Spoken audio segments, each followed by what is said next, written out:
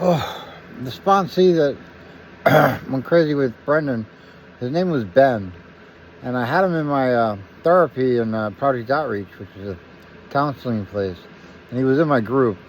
And I knew him, I wasn't like, I didn't know him. I knew him, I just forgot his name because it's been a long time. And I don't always call people by their name. And sometimes I make a nickname for them, and that's their name. So I don't know their name. Anyway, it's an anonymous program, so I don't really concentrate on the name. But his name was Ben.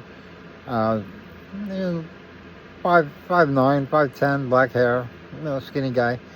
And he was fine. He had no problems. So that's why when he told me all these stories about Brendan, it just didn't jive because they were crazy stories, but I knew Ben wasn't crazy.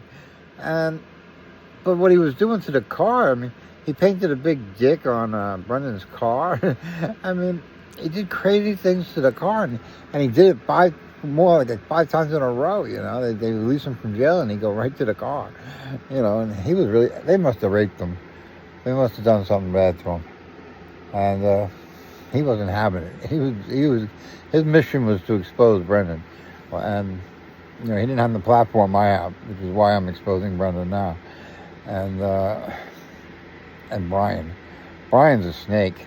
Brian's a total snake, and Brian lives 2 doors down from Polk Street, on the corner of Polk Street and the west side of Polk Street. That the street I don't know the name of it, Harris or something.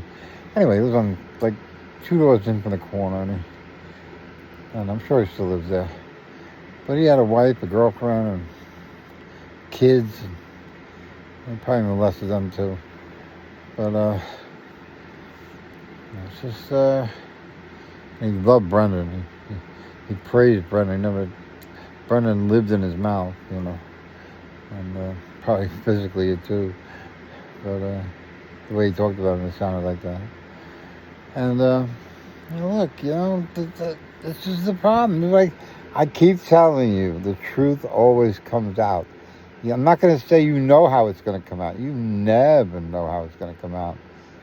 But it's going to come out. Your little 3-year-old can say something that she heard, and she don't know what she's saying, but he says, "Oh, I saw Daddy, going down on somebody." She don't know what that means. But anybody who heard it would be like, "What did you just say?" And that's just the way the truth comes out. It gets you in a way that you least expect it.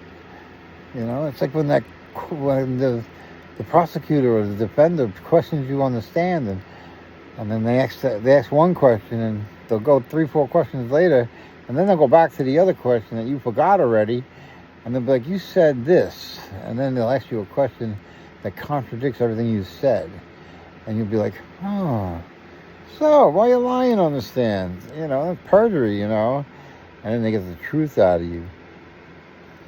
And the jury puts the ears to the floor, and they want to hear everything.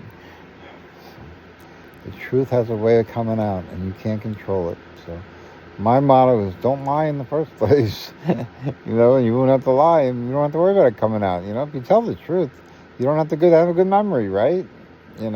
So, and that's how they trip you up, that's how you know someone's lying. When they tell you the same story 10 times, but the girl has a blonde hair this time, she has brunette this time, redhead this time. It's all bullshit. So, look, play around, you're going to get messed around. And these people, they're getting karma up the wazoo right now. From what I hear, one of them is crying their eyes out, and these people don't cry. They make people cry. They don't cry themselves. But they're crying now. And I'm crying all the way to the bank.